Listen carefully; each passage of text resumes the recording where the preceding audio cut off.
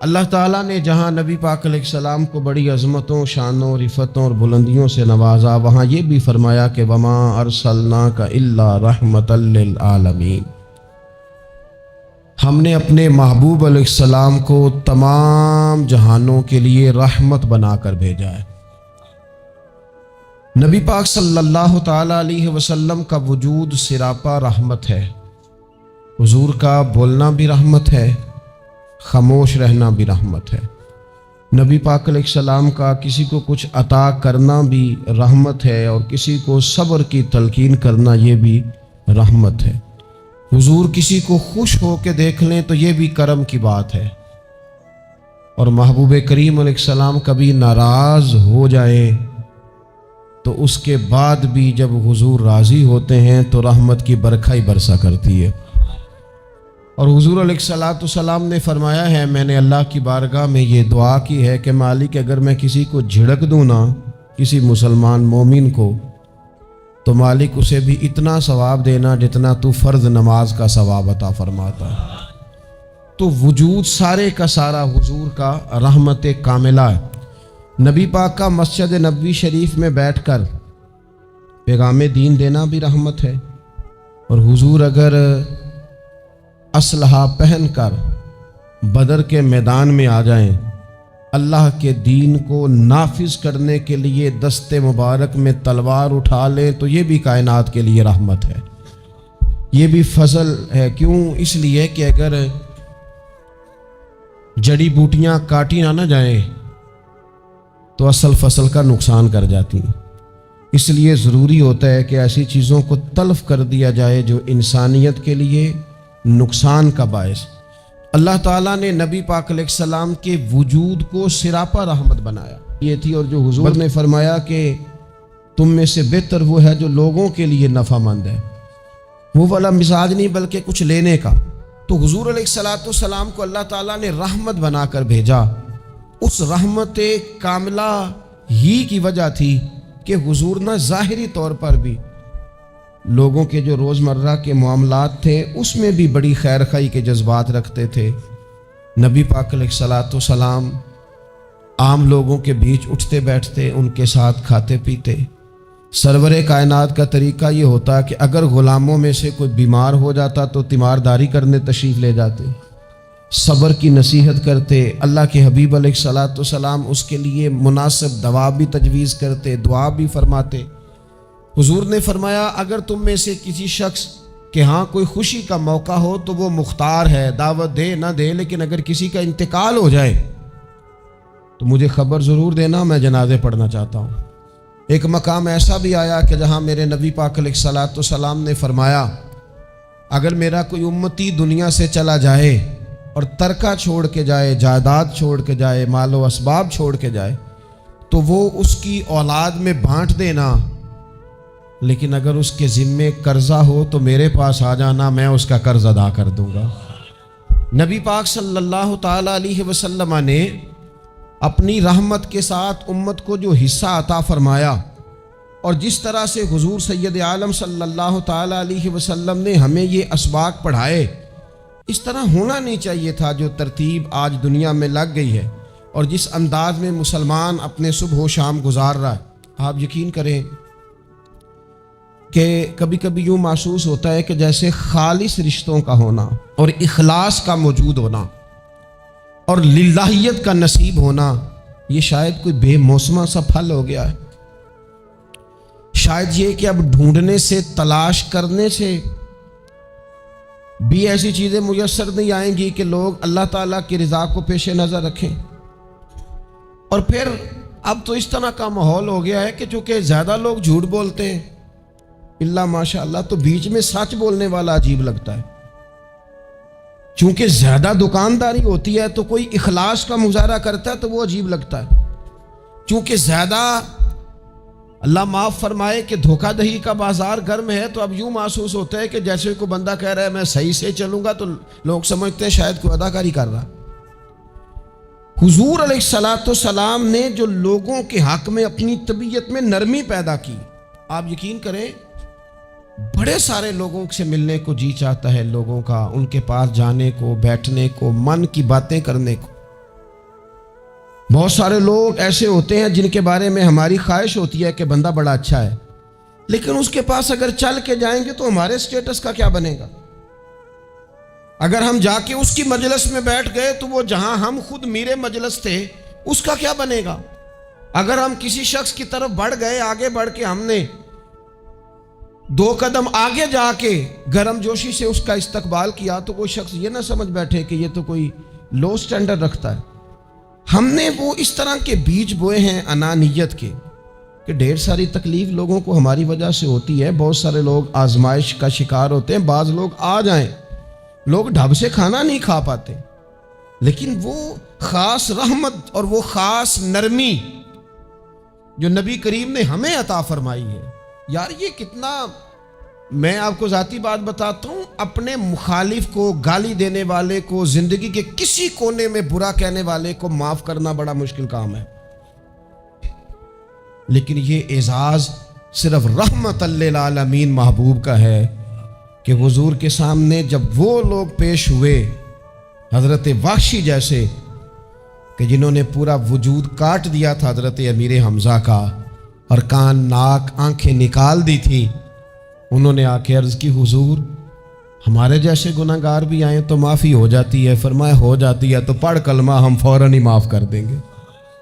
اور جو فتح مکہ کے موقع پر نبی پاک علیہ الصلوۃ والسلام نے فرمایا ہے نا، فتح مکہ کے موقع پر، وہ تو بات ہی بڑی انوکھی ہے۔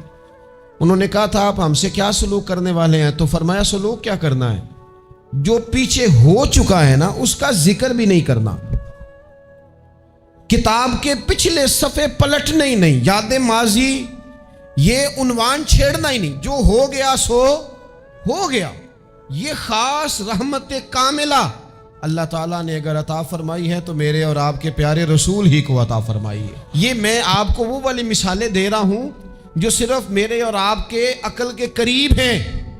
جب تیری 20 غلطیوں سمیت تیرا والد، تیری ماں، تیرے مرشد، تیرے استاد، تیرے بزرگ، تیرا بڑا بھائی تجھے قبول کر لیتے ہیں نا تو بس سمجھ لے یہ جتنا بھی پیار کرتے ہیں یہ سارا ایک قطرہ ہے، اور محبوب جو محبت کرتے ہیں اس میں سارے دریا سما جایا کرتے ہیں۔ رسول پاک جو پیار کرتے ہیں نا، نبی کریم جو محبت کرتے ہیں، حضور، اور حضور کو سب سے زیادہ غم کیا رہتا تھا؟ روزی روٹی کا نہیں، اس کا بھی بندوبست کیا، تعلیم و تعلم کا بھی بندوبست کیا۔ حضور کا سب سے بڑا احساس یہ تھا کہ میری امت دوزخ سے بچ جائے، یہ جنت میں جائے، گمراہ عقائد سے باہر آئے، راہ حق انہیں نصیب ہو۔ اس کے لیے نبی پاک جد و جہد کرتے۔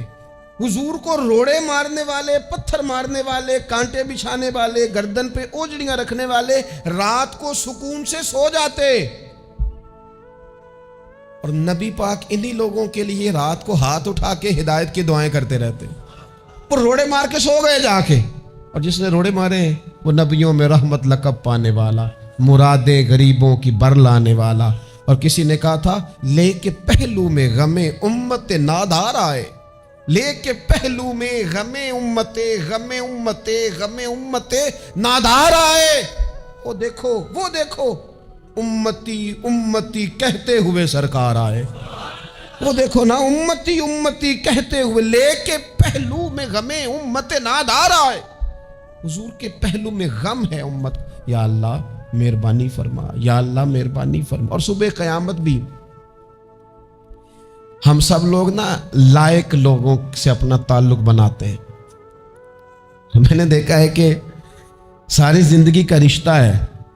وہ کسی نے کہا تھا کہ کوئی بندہ مجھے ایسا چاہیے کہ میں اس سے جھوٹ بھی بولوں تو وہ مجھ سے سچ بولے۔ کچھ لوگ ایسے چاہیے ہوتے ہیں نا زندگی میں کہ وہ توأن و کرہن ساتھ ہی رہے، لیکن یہ ہوتا نہیں، مشکل کام ہے۔ لوگ کہتے ہیں اگر لائق ہے تو میرا ہے، نالائق ہے تو پھر میرا، بنتے نہیں۔ یقین کریں آپ سے زندگی میں کوئی خطا ہو گئی، کوئی آپ کا بننے کو تیار نہیں ہوتا، کہتا میرا نہیں تعلق بھائی، میں اس کے لین دین کا بالکل ذمہ دار نہیں، میرا اس کا کوئی رشتہ نہیں، تو جان یہ جان، کاٹ دیا۔ اور اگر گناہ ہو گیا، غلطی ہو گئی، انسان سے ہو جاتی ہے، اپنی ساری غلطیوں سمیت اپنے آپ سے پیار ہے، اور دوسرے سے ایک ہو جائے تو حضور علیہ الصلوۃ والسلام نے فرمایا قیامت کے دن جو بڑے بڑے گناہگار ہوں گے نا، بڑے بڑے، وہ میری چادر کے نیچے چھپے ہوئے ہوں گے۔ چور حاکم سے چھپا کرتے ہیں یا اس کے سوا؟ تیرے دامن میں چھپے چور انوکھا تیرا۔ اور حضور ہمارے وکیل نہیں، حضور ہمارے شفیع ہیں۔ حضور ہماری وکالت نہیں کریں گے، حضور ہماری شفاعت کریں گے۔ وکیل وہ ہوتا ہے جو کٹہرے میں کھڑا ہو کے جج صاحب سے کہتا ہے اس نے کوئی جرم نہیں کیا، بلا وجہ الزام لگایا گیا ہے، اس نے کوئی خطا نہیں کی، یہ ذاتی اناد پال رہے ہیں، یہ بندہ ہی بڑا اچھا ہے، یہ تو تھا ہی نہیں موقع پہ، اس نے تو کیا ہی کچھ نہیں، وکالت کرتا ہے اسے معاف کر دو، یہ وکیل ہوتا ہے۔ اور شفیع وہ ہوتا ہے جو کہتا ہے اس نے سارا کچھ ہی کیا ہے پر میں جو آ گیا ہوں، سارے جرم اس نے کیے ہیں پر میں آ گیا ہوں نا، میرا آنا دیکھا جائے اور اسے معاف کر۔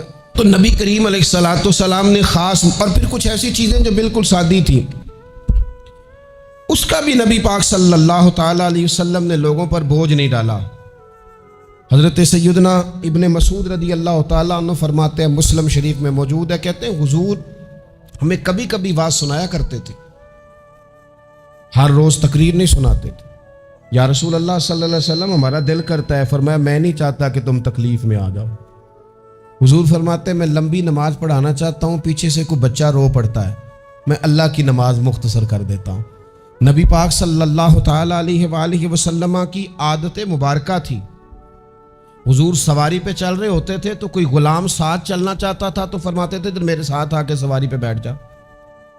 یا رسول اللہ میں آپ کے ساتھ نہیں بیٹھ سکتا، میں تقاضا ادب ہے کہ میں آپ کے ساتھ نہ بیٹھوں، تو حضور فرماتے پھر واپس چلا جا، میری طبیعت گوارا نہیں کرتی کہ میں سواری پہ چلوں اور میرے ساتھ جو لوگ ہیں وہ پیدل سفر کریں۔ احساسات، جذبات، محبوب کریم کو اللہ تبارک و تعالیٰ نے جو دل عطا کیا، آپ دیکھیں چھوٹے چھوٹے بچوں، وہ ہمارے ہاں نا جی بزرگ ناراض نہ مجھ سے ہو جائیں، ہمارے ہاں بزرگ بعضوں کا شکوہ کرتے ہیں، کہتے ہو کاکا ادھر آئے نا تو میرے نہ سلام نہیں لئی، بھئی آپ لے لیتے سلام، یہ کچھ جھگڑے والی بات ہے، آپ سلام کر دیں۔ رسول پاک کی عادت مبارکہ تھی کہ چھوٹے چھوٹے بچے گلیوں میں ہوتے تو حضور آگے بڑھ کے خود انہیں سلام کہتے، ان کے سروں پہ دست شفقت پھیرتے، ان کی چھوٹی چھوٹی باتیں سنتے، ان کے سوالات کے جواب ارشاد فرماتے۔ اللہ کے پیارے رسول صلی اللہ تعالی علیہ وسلم کا تو یہ معاملہ تھا کہ عبادت کے معاملے میں بھی جب ایک شخص نے کہا کہ یا رسول اللہ میں ساری رات نماز پڑھا کروں گا، سارا دن روزہ رکھوں گا، تو حضور نے فرمایا نہ، آنکھیں تکلیف میں آ جائیں گی، وجود تھک جائے گا۔ ایک سرکار کی زوجہ محترمہ ام المومنین نے رسی باندھ لی تھی مسجد نبوی میں کہ میں جب تھک جاؤں گی تو ٹیک لگا لوں گی، پر میں نے پڑھنی ساری رات ہے نماز۔ اللہ کے محبوب نے فرمایا جتنی دیر طبیعت اجازت دے اتنی دیر پڑھو، باقی آرام کرو، اور فرمایا تمہاری آنکھ کا بھی تمہارے اوپر حق ہے، تمہارے وجود کا بھی تمہارے اوپر حق ہے۔ یہ ساری چیزیں نبی پاک صلی اللہ تعالی علیہ وسلم کی امت کے ساتھ رحمت پر دلالت کرتی ہیں۔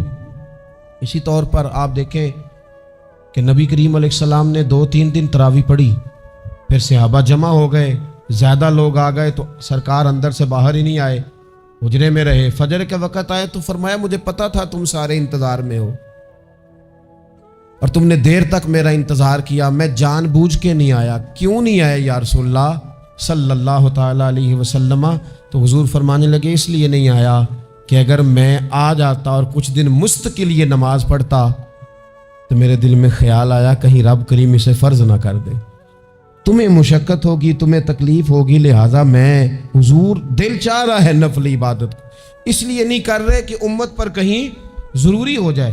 حضرت سیدنا عباس فرماتے ہیں کہ ایک انصاری صحابی رات کو مسجد نبوی شریف میں داخل ہوئے، ان دنوں جن دنوں وہ بدر کے قیدیوں کو لایا گیا تھا، تو ان قیدیوں کو رسیاں صحابہ نے زور سے باندھ دی تھی، تو کہتے ہیں کہ میں نے دیکھا نبی کریم علیہ السلام بڑی بے چینی کے عالم میں کبھی ادھر جاتے کبھی ادھر آتے۔ میں نے عرض کی یا رسول اللہ صلی اللہ تعالی علیہ وسلم خیریت ہے؟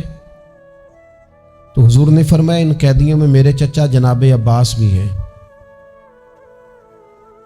وہ ہائے ہائے کرتے ہیں تو مجھے نیند نہیں آتی، چلو زیادہ نہیں تو تھوڑا احساس کبھی چچا کا بھی پیدا کرنا چاہیے. ویسے چچا چاند نہیں ہوتا, چندہ ہمیشہ ماموں نہیں ہونا ہے. چچا جتنا مرضی بھی خوبصورت ہو بیچارہ چاند ہو سکتا نہیں, چندہ ماموں نہیں ہونا ہے, پکی بات. تو کبھی چچا کا بھی احساس کرنا چاہیے. نبی کریم علیہ السلام نے فرمایا چچا ہائے ہائے کرتے ہیں تو مجھے نیند نہیں آتی. وہ انصاری صحابی فرماتے ہیں کہ میں دوڑا گیا اور میں نے جا کے معلومات کی کہ حضرت عباس رضی اللہ تعالیٰ عنہ کو کہاں باندھا گیا ہے. فرماتے میں جا کے حضرت عباس کی رسیاں ڈھیلی کر کے آیا تو وہ سکون میں آ گئے. تو آ کے حضور علیہ السلام کو میں نے دیکھا تو سرکار بھی زمین پر بیٹھ گئے, لیکن ابھی چہرے پر بے چینی باقی تھی. میں نے عرض کی حضور میں رسیاں ڈھیلی کر رہا ہوں جناب عباس کی, آپ آرام سے سو جائیں. یہاں تک نہیں یہ رحمت رکتی, یہ رحمت کسی مقام پر محدود نہیں ہوتی. میرے کریم کا کرم ہمیشہ برستا ہے تو بغیر رنگ و نسل ہر جگہ برستا ہے. حضور علیہ السلام نے فرمایا صرف عباس نہیں, جا سارے قیدیوں کی رسیاں ڈھیلی کر کے آ. سب کو یہ کون لوگ ہیں؟ یہ بدر میں پھول لے کے آئے تھے, یہ گجرے لے کے آئے تھے پھولوں کے, خوشبو کا تحفہ دینے آئے تھے, یہ تو تلواریں لے کے آئے تھے. لیکن یہ اعزاز ہے میرے نبی پاک کا کہ اللہ نے حضور کو رحمت للعالمین بنایا ہے. دلوں کے اندر اتنی گنجائش رسول پاک نے پیدا کی. فرمایا سب یہ رسیاں ڈھیلی کرو تاکہ میں آرام سے سو جاؤں.